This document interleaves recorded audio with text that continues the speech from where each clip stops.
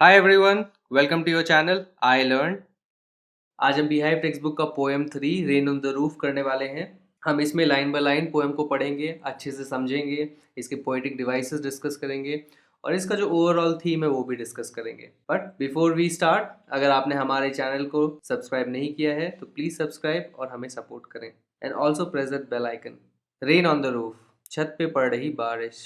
सो roof यानी छत हो गई। When the sky is covered with dark clouds and it starts raining, have you ever listened to the patter of soft rain on the roof? What thoughts flashed through your mind as you heard this melody of nature? Read the poem to find out what the poet dreamed of while listening to the rain. So ये before you read kind of जो section है, इससे आपको एक clarity आएगा कि आप क्या एक्सपेक्ट कर सकते हैं इस पोएम में। सो आपके लिए एक सेटअप क्रिएट किया गया है। क्या सेटअप है कि जब आसमान में डार्क क्लाउड्स आ जाते हैं, सो बेसिकली घने बादल जो एकदम बरसने वाले होते हैं, समथिंग लाइक दिस। सो इस तरह के डार्क क्लाउड्स जब आसमान को कवर कर लेते हैं एंड जब बारिश होने लगती है, क्या आपने इस हल्की बारिश का, सो सॉफ्ट रेन यानी हल्की बारिश, एक तो हो गई हैवी रेन। सो अब क्या आपने हल्की बारिश की पैटर को सुना है अपनी छत पे? सो यहाँ आपको क्या इमेजिन करना है, नॉट द कॉन्क्रीट हाउसेस जो सिटीज़ में पाए जाते हैं। यहाँ पे कॉटेज टाइप के हाउसेस या एटलीस्ट ऐसे जिसमें टिन के छपरे लगे हैं, इस तरह के अगर आपकी छत है एंड इस पे जब बारिश पड़ती है तो एक साउंड निकल के आता है, एक डिफरेंट काइंड ऑफ साउंड निकल के आता है जिसको हम पैटर भी बोलते हैं। सो पैटर क्या है? बेसिकली ये कोई भी रिपीटेड हल्की सी लाइट टैपिंग साउंड को आप पैटर बोलते हैं। किसी भी चीज़ को टैप करना, बार बार धीरे धीरे ठोकना, थपकियाँ लगाना, उसको आप पैटर बोलते हैं। इनफैक्ट फॉर एग्जांपल आप पैटर वर्ड का इस्तेमाल फॉर एग्जांपल एक छोटे बच्चा एक हील जैसा कुछ जूता पहना है एंड वो बहुत तेज तेज दौड़ रहा है, तो वो भी एक पैटर की साउंड हो सकती है, बिकॉज वो cut cut cut cut cut cut करके एक साउंड निकलती है।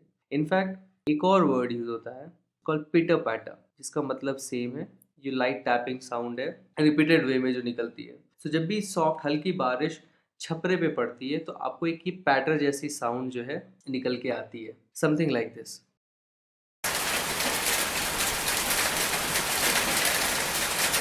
What thoughts flashed through your mind?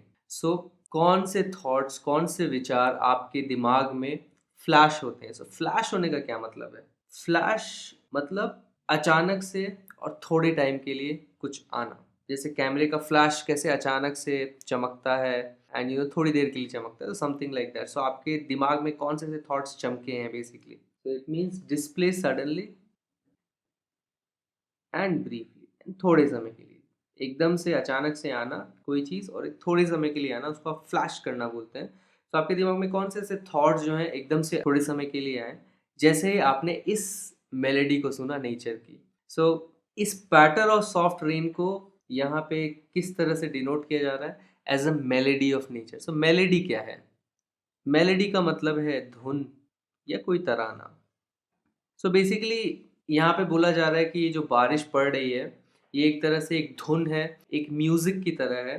And यहाँ से आपको एक हिंट मिलेगा। एक हिंट क्या मिलेगा कि इस सॉफ्ट रेन को, इस पैटर्न को एक पॉजिटिव वे में डिनोट किया जा रहा है एज अ मेलेडी। सो आप फॉर एग्जांपल बोल सकते हैं कि ये एक इरिटेटिंग साउंड है, बार बार ये किट किट किट किट हो रही है, मेरे दिमाग को खराब कर रही है।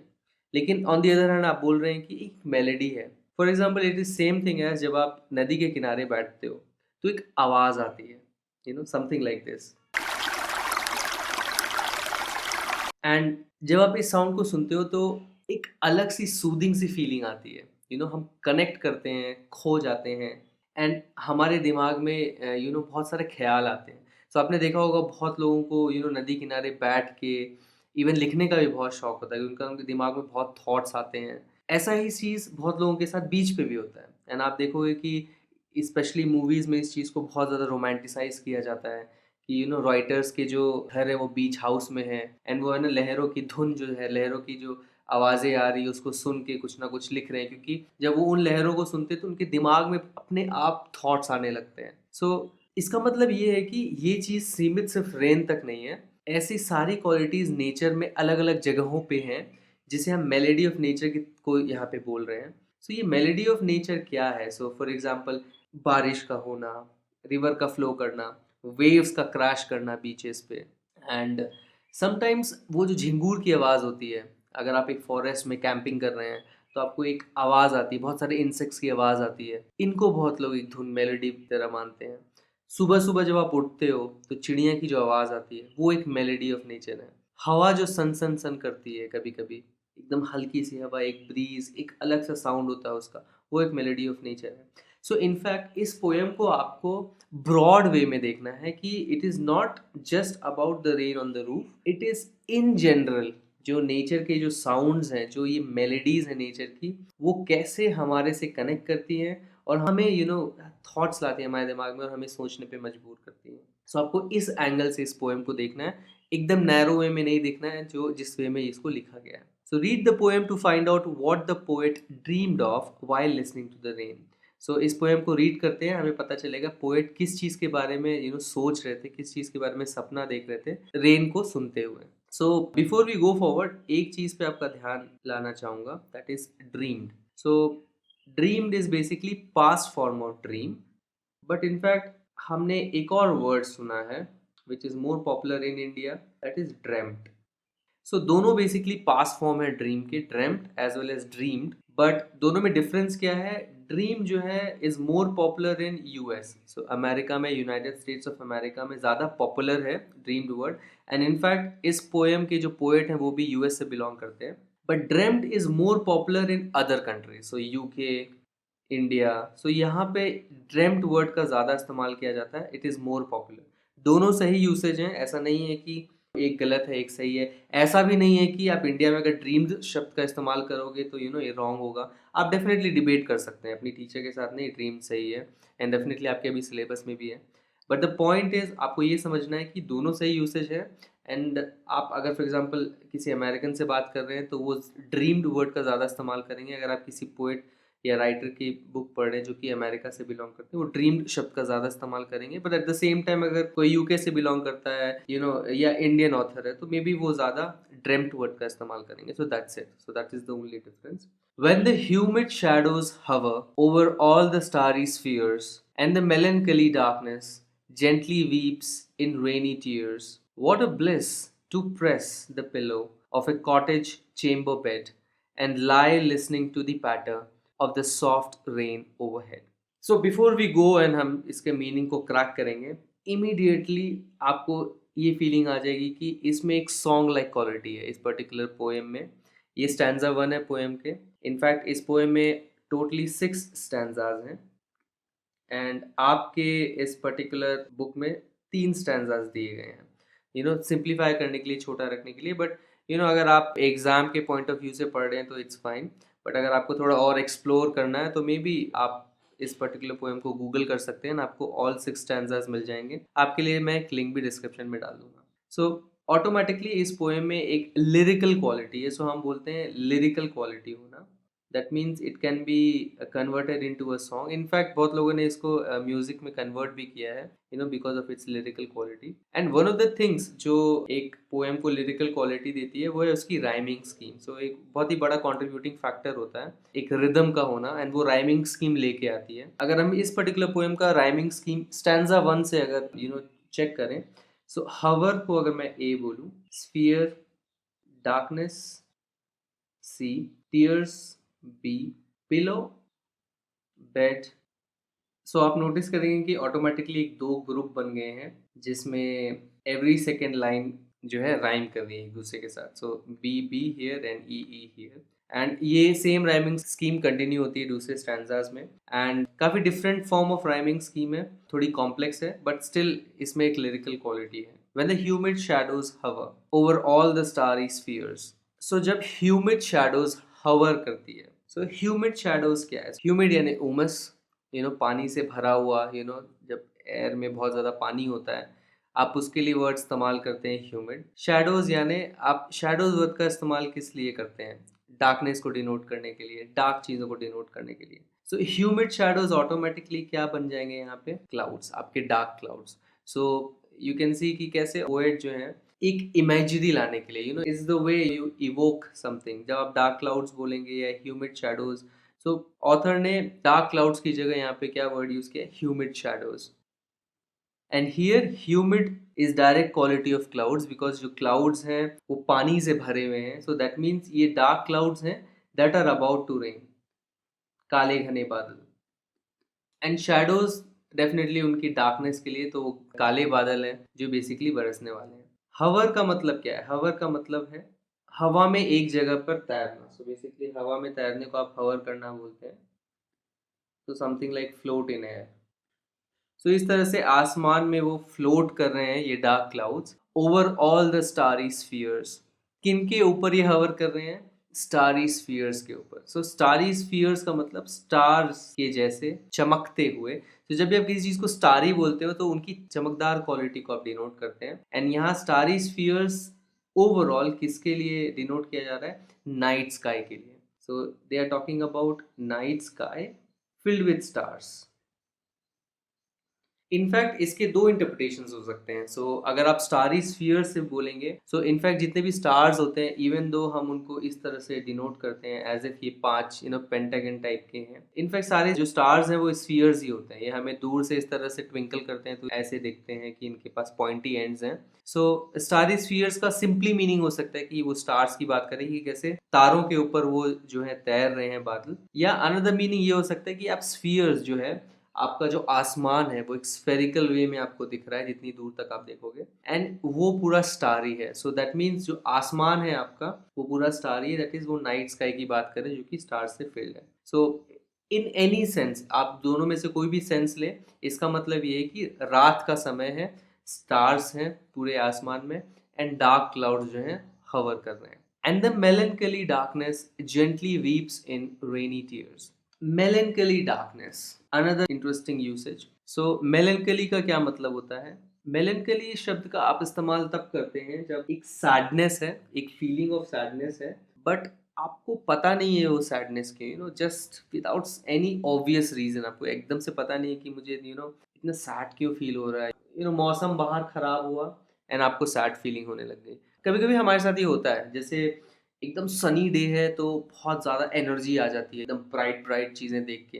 बट जैसे ही फॉर एग्जांपल बादल छा जाते हैं, सन ढक जाता है, रोशनी थोड़ी डिम हो जाती है, सडनली हमारे अंदर एक ग्लूमी सा फीलिंग आता है। ग्लूमी का मतलब सैड होता है, एक सैडनेस सी फीलिंग आ जाती है, and that is what is called melancholy. मतलब आपको किसी ने उदास नहीं किया, विदाउट ऑब्वियस रीजन आप जो है उदास हैं, so that state is called melancholy. So that is feeling of sadness without obvious reason।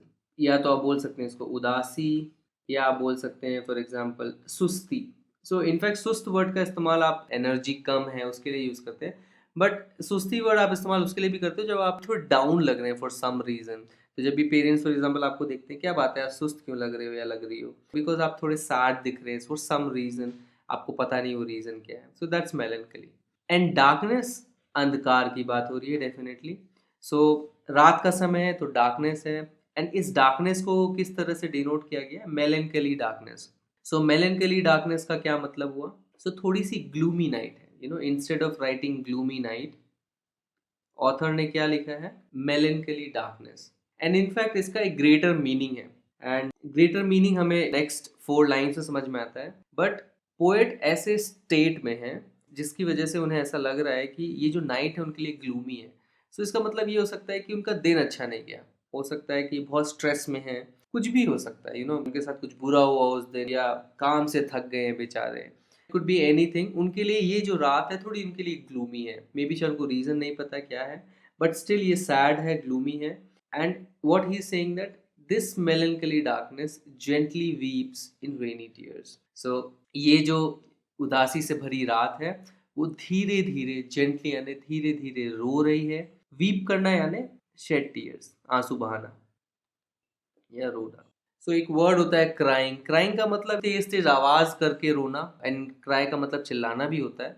But when you से वीप्स मतलब आप आंसू बहा रहे हो, समटाइम्स इट मीन्स कि आप चुपचाप से रो रहे हो। इट इज जेंटली वीपिंग यानी आराम से चुपचाप से वो रो रही है। एंड कैसे आंसू बहा रही है, रेनी टीयर्स। रेनी टीयर्स का मतलब बेसिकली इट इज रेनिंग। मतलब बारिश हो रही है।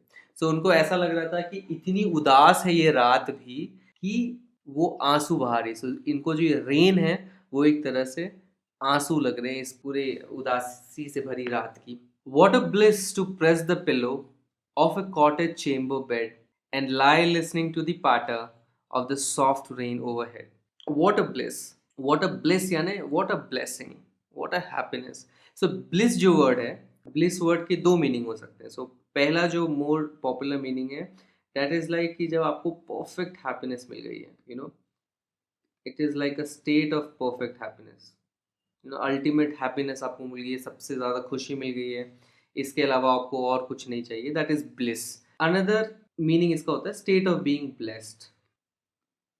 क्या आपको लग रहा है आप ब्लेस्ड हैं, जो भी चाहिए उस चीज़ से आप ब्लेस्ड हैं। सो व्हाट अ ब्लिस का मतलब हो सकता है कि कितना प्लेजेंट आपके लिए सिचुएशन है, कितनी हैप्पीनेस है आपके अराउंड। सो यहाँ पे किस चीज़ को ब्लिस बोल रहे हैं poet?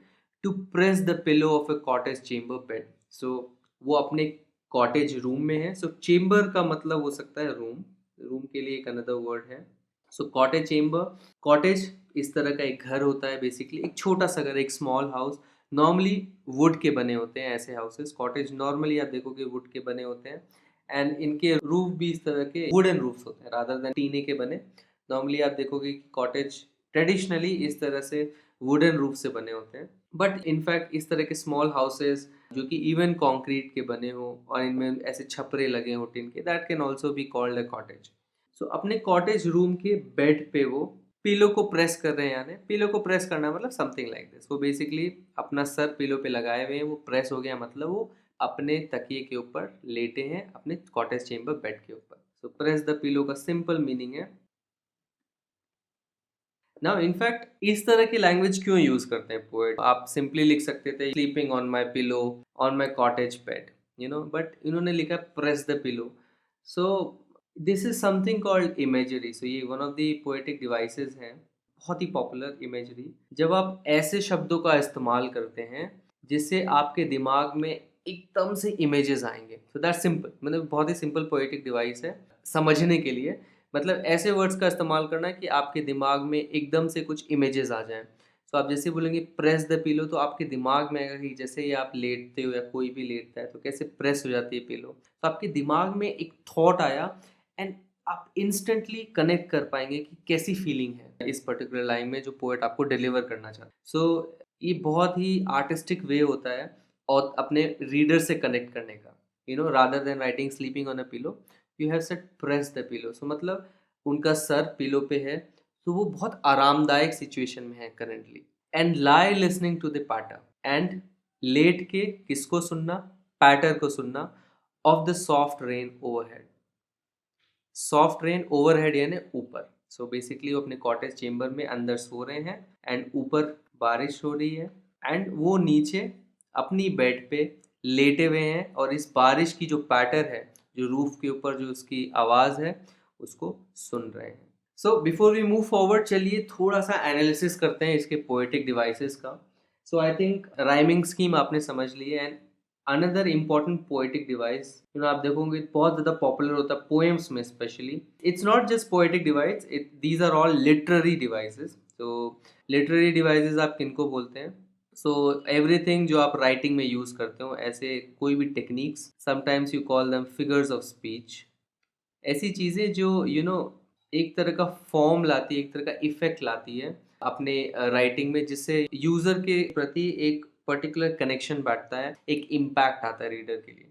So alliteration is one of them. And alliteration का मतलब क्या होता है? आप कोई भी कॉन्सोनेंट साउंड को रिपीट करते हैं। So repeat consonant sounds. So vowels के अलावा जो भी कैरेक्टर्स है दैट आर कॉन्सोनेंट, उनको अगर आप रिपीट करते हैं तो इसको आप एलिटरेशन बोलते हैं। सो एंड इनफैक्ट नॉर्मली आप इनको रिपीट बहुत ही क्विक सक्सेशन में करते हो। ऐसा नहीं है कि एक particular word, you know, beginning of the line में, सेंटेंस में, या एक particular word end of the sentence में, तो उसका इफेक्ट चला जाता है। इतने ड्यूरेशन पे रिपीट करना, इतने गैप में रिपीट करना कि उसका इफेक्ट रहे। सो फॉर एग्जाम्पल आप स्टारी स्फीयर्स देखेंगे। सो यहाँ पे एस साउंड है, यहाँ पे अगेन एस साउंड है and they are repeated with a gap of 2 or 3 syllables. So starry is basically अगर आपको सिलेबल्स के बारे में पता नहीं है, तो हमने पिछले पोएम में बहुत अच्छे से डिस्कस किया था इसे। सो स्टारी यानी 2 वोवेल साउंड्स हैं इनमें। सो आप कंफ्यूज मत होना कॉन्सोनेंट साउंड और इसमें। नॉर्मली जब भी वर्ड्स के जितने भी वोवेल साउंड होते हैं, तो स्टा इज आ साउंड है इसमें, री ई साउंड है। सो ये 2 सिलेबल्स हो गए, 1 एंड 1। स्फीयर्स, एंड अगर आप स्फीयर्स को देखेंगे, सो इसमें एक सिलेबल है। सो जो डोमिनेंट साउंड है इसका वो है स्फेयर। सो ए साउंड है overall, so that is 1 syllable. And अगर आप यहाँ पे नोटिस करेंगे तो ओनली 1 सिलेबल गैप है कॉन्सोनेंट साउंड में, दैट इज एस साउंड में। सो स्फीयर्स, स्टारी। सो जब गैप 1 या 2 सिलेबल का होता है तभी इफेक्ट रहता है एलिट्रेशन का, एंड देन यू से कि यहाँ पे जो है एलिट्रेशन का इस्तेमाल किया गया है। सो ऐसा नहीं कि फॉर एग्जांपल यहाँ पे स्टार्स ओवर द स्फीयर्स अगर है, सो यू कैन नॉट से कि वो एलिट्रेशन है, टू बी ऑनेस्ट, बिकॉज वहाँ से वो इफेक्ट नहीं आता। सो एलिट्रेशन इज इफेक्टिव जो वर्ड्स के बीच में इतने सिलेबल्स का डिफरेंस रहे। And in fact you can even से कि जो टारी में जो र है एंड स्फीयर्स में जो र है, ये भी एक तरह से ऐड कर रहे हैं एलिट्रेशन के लिए। So nice choice of words, and यही रीज़न होता है कि क्यों instead of saying starry night या नाइट स्काई, ये वर्ड यूज़ करते हैं स्टारी स्फीयर्स, बिकॉज इनमें स्ट्रॉन्ग एलिट्रेशन का यूसेज है, एस साउंड है, आर साउंड है। अनदर गुड एग्जाम्पल यहाँ पे जो है वो है ब्लिस एंड प्रेस। सो यहाँ पे जो स साउंड है बहुत डोमिनेंट है। So what a bliss to press the pillow.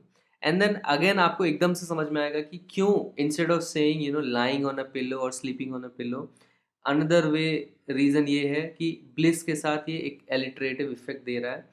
So that is another reason क्यों पोएट्स इस तरह से चीज़ों को लिखते हैं rather than directly writing something like that. So एक तो इमेजरी हो गई, सेकेंडली यहाँ पे एलिट्रेशन का इस्तेमाल हो रहा है। फॉर एग्जाम्पल यहाँ पे कॉटेज चेम्बर है, it may not be alliteration because यहाँ पे क साउंड है, यहाँ पे च साउंड है। सो इवन दो यहाँ पे सी कॉन्सोनेंट है but it is not really alliteration. यहाँ पे lie listening for example, so you have L sound very dominant, so lie listening. So ये हुआ एलिट्रेशन।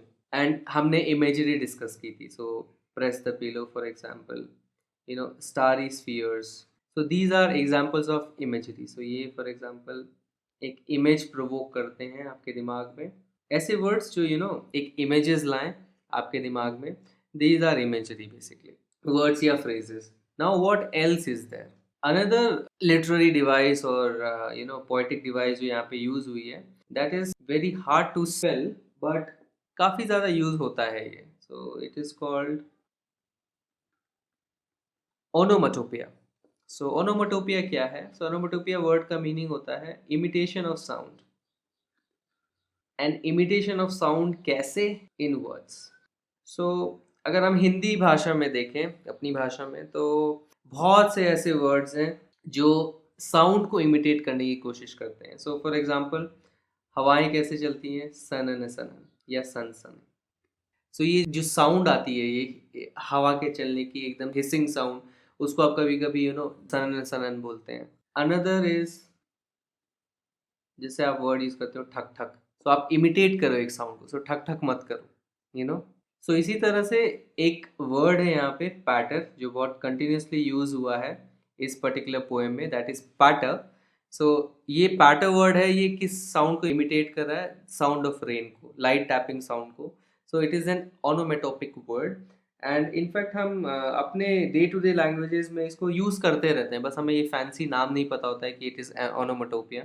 सो आप किसी भी पोएम में, किसी भी बुक में ऐसे वर्ड का इस्तेमाल देखेंगे जहाँ पे एक साउंड को इमिटेट करें, दैट इज ओनोमेटोपिक वर्ड। कॉमिक्स में अगर आप देखोगे तो एक वर्ड का इस्तेमाल होता है, बूम। अब देखो कॉमिक्स अगर आप पढ़ते हो, बैम, अगर किसी हीरो ने किसी विलन को मारा तो एक बैम साउंड इस्तेमाल करते हैं। इनफैक्ट स्लैप जो वर्ड है, स्लैप वर्ड, ये जो word itself is onomatopoeic, because slap जो आप सुनते हो, इस वर्ड का जो प्रोनाउंसिएशन है, ये स्लैप साउंड को इमिटेट करता है। तो जब आप किसी को स्लैप देते हो तो स्लैप इस टाइप का ही एक साउंड आता है। सो ये word is onomatopoeic. So it's very common, आप इसको भी गूगल कर सकते हैं, बहुत सारे वर्ड्स आपको मिल जाएंगे जो ओनोमेटोपिक होते हैं, and patter is one of them जिसका यहाँ पे इस्तेमाल किया है। Another very very important literary device is personification. So personification हमने पहले भी डिस्कस किया। पर्सोनिफिकेशन मतलब you give human emotions or qualities, non-human things. So it could be things, normally things के लिए inanimate objects, non-living beings के लिए आप यूज करते हैं. So that is personification. And यहाँ पे अगर आप notice करेंगे, so you are saying that darkness, melancholy darkness, that is basically the sad night, gently weeps.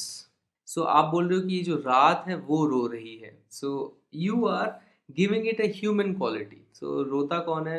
We humans, or even animals you can say. Still living beings की जो quality है, especially human, उसकी quality आपने night को दे दी. Inanimate thing, it is not a human, it is not a living being, उसको आपने ये क्वालिटी दे दी. सो ये पर्सोनिफिकेशन का एग्जाम्पल हो गया.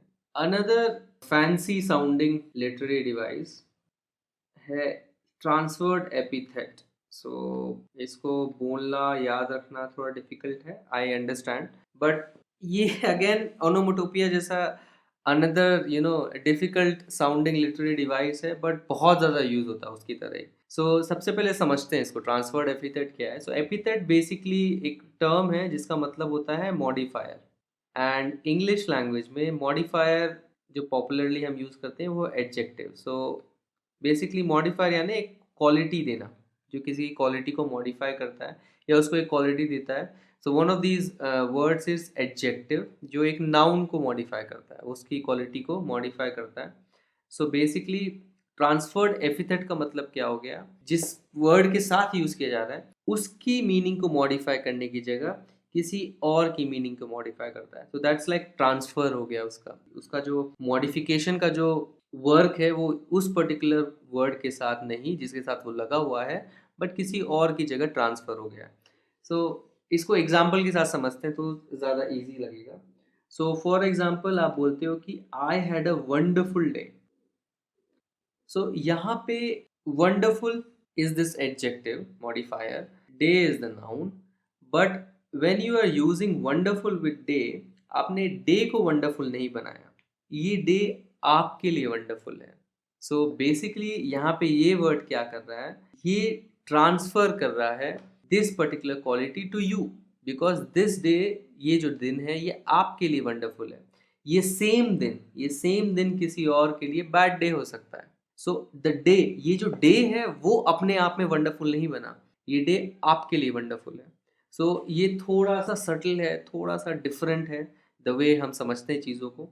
बट अगर आप इनको थोड़ा आप चेंज इन मीनिंग समझेंगे, so for example it is a sunny day, अगर मैं बोलूँ सनी डे है, सो ये सबके लिए सनी डे है, सूरज सबके लिए निकला है. It is not different for you, for me, but whether that day is wonderful, it depends on me, it depends on another person, that is me, जो ये एक्सपीरियंस कर रहा है. Then another thing we use it, that sleepless night. So night में ये quality नहीं है कि वो स्लीपलेस है, रात में सब सोते हैं, बट आपके लिए वो स्लीपलेस नाइट है, आपको नींद नहीं आ रही है फॉर सम रीजन. सो यहाँ पे मेलनकली डार्कनेस. सो जो डार्कनेस है उसकी क्वालिटी नहीं हो सकती मेलनकली. Darkness can not be sad, but ये डार्कनेस सैड लग रही है किसको? पोएट को. So this मेलनकली darkness is very similar कि ये जो स्लीपलेस नाइट है, वंडरफुल डे है, इस तरह का एक यूसेज है. And this is nothing but transferred epithet. तो ये चीज़ें हम बहुत ज़्यादा यूज़ करते रहते हैं, जैसा मैंने आपको कहा था, डे टू डे लाइफ में भी हम इसको यूज़ करते हैं, बट हमें पता नहीं होता है कि इसके लिए एक टर्म भी डिफाइंड है. तो that is transferred epithet. So in fact हमारे इंग्लिश लैंग्वेज की जर्नी में मोस्ट ऑफ द टाइम ये होता है कि हम चीज़ों को यूज़ करते हैं, बट हम नए नए टर्म सीखते हैं जस्ट टू अंडरस्टैंड कि वो चीज़ बेसिकली क्या है. So let's come to stanza 2. Every tinkle on the shingles has an echo in the heart, and 1,000 dreamy fancies into busy being start, and 1,000 recollections weave their air threads into woof as I listen to the patter of the rain upon the roof. So immediately आप एक चीज़ notice करेंगे कि ये जो line है, last two lines of stanza, ये kind of repeat हुई हैं, not exactly same but same effect है, सेम तरह से यूज़ किया गया है. And this is again another technique, literary device और पोएटिक डिवाइस, जिसको आप रेपिटेशन बोलते हो. तो इस तरह से जब ये फ्रेजेस, वर्ड्स, इवन एक सीरीज ऑफ सेंटेंसेस को रिपीट करते हैं, that's called repetition, simple. But इसका एक इफेक्ट होता है. इसका इफेक्ट ये है कि आप उस चीज़ पे स्ट्रेस कर रहे हैं कि रीडर भूल ना जाए कि स्ट्रेस किस चीज़ पे है, वो पोएट किस चीज़ के ऊपर ज़्यादा स्ट्रेस देना चाहते हैं। तो बार बार पोएट किस चीज़ पे स्ट्रेस दे रहे हैं, patter of the rain on the roof. So उनके लिए सेंट्रल थीम क्या है, पैटर ऑफ द रूफ, जो साउंड है रेन की रूफ के ऊपर। So every tinkle on the shingle. So every tinkle, tinkle क्या है, टिंकल एक साउंड है, again onomatopoeic word. So tinkle basically अगर हम इंग्लिश में इसको डिस्क्राइब करें तो it is a light ringing sound, उसको आप टिंकल बोलते हो, या झन झन झन करना। बट इनफैक्ट टिंकल वर्ड सुन के जो आपके दिमाग में जो साउंड आ रहा है, that itself is what it means, कि वही एक साउंड है, because it is onomatopoeic word. Shingles, shingles क्या है, शिंगल्स बेसिकली इस तरह के जो रेक्टेंगुलर वुडन टाइल्स होते हैं रूफ पे, उनको आप शिंगल्स बोलते हो। तो rectangular wooden tile on roof, तो इस तरह के जो टाइल्स पूरे रूफ पे लगे हुए होते हैं, इनको आप शिंगल्स बोलते हो। So every tingle on the shingles, यानी कि हर एक बूंद, जो बारिश की जो एक बूंद गिर रही है यहाँ पे, एक एक बूंद जो गिर रही है वो कैसा साउंड निकाल रही है, टिंकल साउंड निकाल रही है जब भी वो इन शिंगल्स पे पड़ रही है। Has a echo in the heart, उसका क्या इफेक्ट है, उसका इफेक्ट क्या है, वो एको कर रही है। एको करना यानी रिपीट होना, किसी भी साउंड का रिपीट होना रिफ्लेक्शन की वजह से। So sound repeated bye reflection. And Hindi में हमारा एक शब्द होता है गूंज। सो गूंजना, आवाज का गूंजना इज द एको। सो जो एक एक ड्रॉप है, रेन ड्रॉप है जो इस रूफ पे पड़ रही है, उसका जो साउंड है मेरे दिल में उसकी गूंज जो है उठ रही है। सो उसका एको मेरे हार्ट में मैं फील कर रहा हूँ। And 1,000 dreamy fancies into busy being start. And इसकी वजह से क्या हो रहा है, 1,000 ड्रीमी फैंसीज, हजारों ड्रीमी फैंसीज। सो फैंसीज क्या है, फैंसीज मतलब है इमेजिनेशंस। सो ड्रीमी यानी सपनों से भरी। सो बेसिकली जिसके बारे में आप इमेजिन करते हो, जो आपके सपने होते हैं, दैट्स अगेन ड्रीमी। सो ऐसे ड्रीमी इमेजिनेशंस जो हैं ये स्टार्ट हो गए हैं। बिजी बीइंग स्टार्ट सिंपली मतलब है कि वो मेरे दिमाग में आने लग गए, इतने सारे इमेजिनेशंस इस टिंकल की वजह से, जो मेरे हार्ट में ये एको कर रहा है, इसकी वजह से बहुत सारे इमेजिनेशंस, बहुत ड्रीमी इमेजिनेशंस मेरे दिमाग में स्टार्ट हो गए हैं। And in fact dreamy fancies again एक ट्रांसफर्ड एपिथेट है, बिकॉज इमेजिनेशंस ड्रीमी नहीं हो सकते, it is dreamy for the author, because author is dreamy, उसे नींद आ रही है, वो थोड़ा सा ड्रीमी हो रहा है। तो ड्रीमी होना मतलब डे ड्रीमिंग करना, जब भी आप खो जाते हो, ड्रीमी मतलब खो जाना। सो वो बेसिकली ऑथर जो है जैसे ही लेट गया है, वो खो गया है, उसके दिमाग में बहुत से थॉट्स आ रहे हैं। So the imaginations are not dreamy, the author is. So again, it is transferred epithet. And 1,000 recollections weave their air threads into woof. Now recollections का मतलब क्या है, memories. So बहुत सारी यादें, बहुत सारे thoughts जो basically memories हैं, वो जो है weave कर रही हैं अपने threads. Air threads यानी हवा से बने हुए धागे. So something like हवा से बने imaginary धागे जो हैं वो बुन रही है into woof. वूफ क्या होता है, so woof basically is an old word for weft. Weft is more popular word अभी के लिए। एंड अगर आप फॉर एग्जांपल वीविंग को देखेंगे, जो कपड़े बुने जाते हैं मशीन्स में, लूम्स में, या इवन हाथों से ट्रेडिशनली, तो इस तरह से एक लाइन में सीधे धागे होते हैं जो कि टेंशन में होते हैं, खींचे हुए होते हैं, एंड इनके अक्रॉस दूसरे धागे लगते हैं जो इनको बेसिकली जोड़ देते हैं। सो इन दोनों से मिलके एक पैटर्न बनता है। तो फॉर एग्जांपल आप देखोगे ये एक वेफ्ट का धागा है जो कि अक्रॉस लग रहा है इस पर्टिकुलर सीधे धागों। सो ये लॉन्जिट्यूडनल धागे हैं, एंड ये जो अक्रॉस धागे जा रहे हैं आप इनको वेफ्ट बोलते हैं। सो यहाँ पे क्या बोला जा रहा है कि ये जो 1,000 मेमोरीज हैं, अब जो मेरी यादें हैं जो मेरे दिमाग में आ रही हैं, वो एयर थ्रेड्स, हवा से धागे, हवा के धागे बुन रही हैं into woof.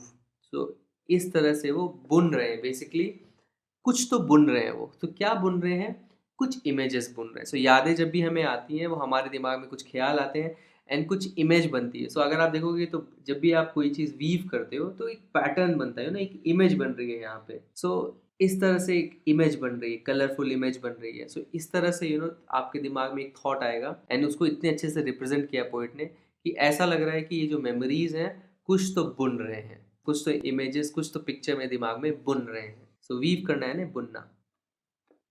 And air threads basically मतलब हो जाएगा imaginary threads. And in fact air word का इस्तेमाल आप इमेजिनेशन के लिए अपने लैंग्वेज में बहुत यूज़ करते हैं।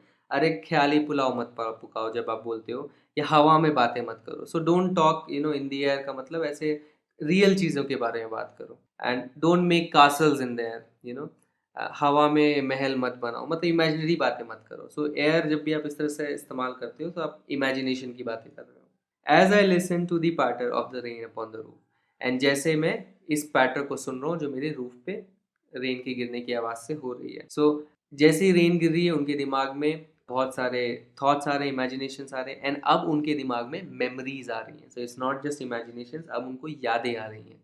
एंड अगर हम क्विकली यहाँ पे राइमिंग स्कीम देखें, so shingles, heart, fancies, start, recollections, woof, patter, roof. So again same rhyming scheme यहाँ पे कंटिन्यू की है और पोएट ने। एंड बिजी बीइंग जैसे एलिट्रेशन का एग्जाम्पल हो गया। एंड ड्रीमी फैंसीज हमने बोला था ट्रांसफर्ड एपिथेट है। Tinkle is another example of onomatopoeia. Now in memory comes my mother, as she used in years agone, to regard the darling dreamers, ere she left them till the dawn. Oh, I feel her fond look on me, as I list to this refrain, which is played upon the shingles by the patter of the rain. So again, you can immediately see कि कैसे इन्होंने shingles word को वापस repeat किया है। Patter of the rain तो repeat कर ही रहे हैं लास्ट 2 स्टैंजास में। सो अगेन वो रिपीट कर रहे हैं इन वर्ड्स को, इस थीम को, इस साउंड ऑफ द रेन को। सो अब यहाँ पे पोएट क्या बोल रहे हैं कि now in memory comes my mother. So पिछले स्टैंजा में उन्होंने बोला कि इस रेन की वजह से मेरे दिमाग में मेमोरीज इवोक हो रही हैं, बहुत सारी मेमोरीज आ रही हैं। अब एक मेमोरी में मेरी माँ आती है। In one of the memory comes my mother as she used in years agone, जैसे कि वो कुछ साल पहले। Agone basically is old word for ago. तो उनके दिमाग में किस चीज़ की मेमोरी आ रही है? उनकी मम्मी की मेमोरी आ रही है। एंड क्या सिचुएशन है उसमें कि उनकी मम्मी जैसे कुछ साल पहले use to regard the darling dreamers. So regard का यहाँ पे मतलब है अटेंशन देना, ध्यान देना, या सिंपली केयर करना। सो कैसे वो darling dreamers. So again you can see alliterations का बहुत प्यारा यूसेज है यहाँ पे। एंड डार्लिंग आप किसके लिए यूज़ करते हो? डार्लिंग वर्ड एक बहुत ही प्यारा वर्ड है जो भी आप अपने करीबी के लिए यूज़ करते हैं। जब भी अपने करीबी चहेते लोगों के लिए यूज़ करते हैं तो इनफैक्ट पेरेंट्स अपने बच्चों के लिए यूज़ करते हैं my darlings. So basically darling dreamers फिर कौन हो गए? उनके बच्चे हो गए। एंड ड्रीमर्स वर्ड का इस्तेमाल क्यों किया गया है? सो 2 चीज़ें नोटिस करनी है आप। एक तो ये प्लूरल है, सेकेंडली वर्ड है ड्रीमर्स। सो ड्रीमर्स मतलब बच्चे सो रहे हैं। सो मतलब एक से ज़्यादा बच्चे हैं, मतलब ऑथर ही सिर्फ नहीं है, ऑथर और उनके सिबलिंग्स हैं। सो उनके भाई बहन हैं जिनको हम सिबलिंग्स बोलते हैं। सो उनके ब्रदर्स एंड सिस्टर्स हैं, वो सो रहे हैं, मतलब मम्मी उनके पास आई हैं उनको सुलाने के लिए। सो उनके पास बैठी हुई जब तक वो सो ना जाए। सो इस तरह से आपको इमेजिन करना है, ये एक सीन है समथिंग लाइक दिस। तो बेसिकली बच्चे सोए हुए हैं, मम्मी उनको सुला रही हैं, उन पे ध्यान दे रही हैं। ईयर वर्ड बेसिकली एक ओल्ड वर्ड है जिसका मतलब होता है बिफोर।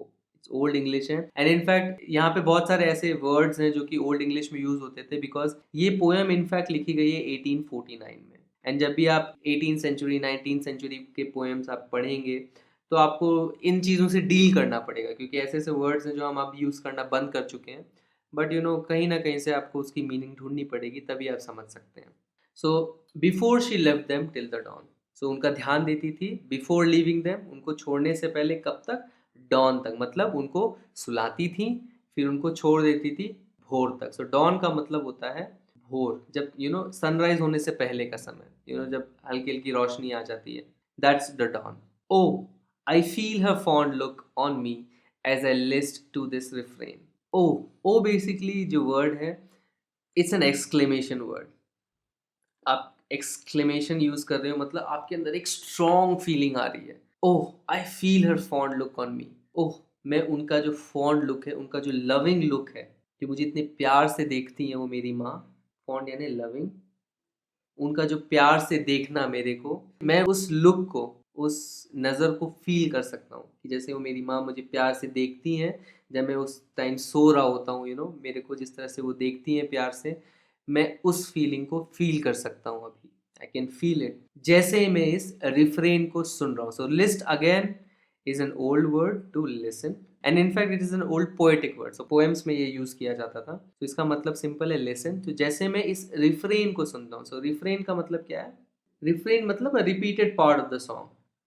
तो जब भी आप किसी सॉन्ग को सुनते हो तो एक पार्ट होता है जो कि बार बार रिपीट होता है. एक स्टैंजा, एक लाइन होती है पॉपुलर, उस पर्टिकुलर सॉन्ग का सिग्नेचर होता है जो बार बार रिपीट होता है. एंड यहाँ पे वो किस सॉन्ग की बात कर रहे हैं, किस मेलेडी की बात कर रहे हैं, आई थिंक आपने गेस कर लिया होगा. That is the sound of rain.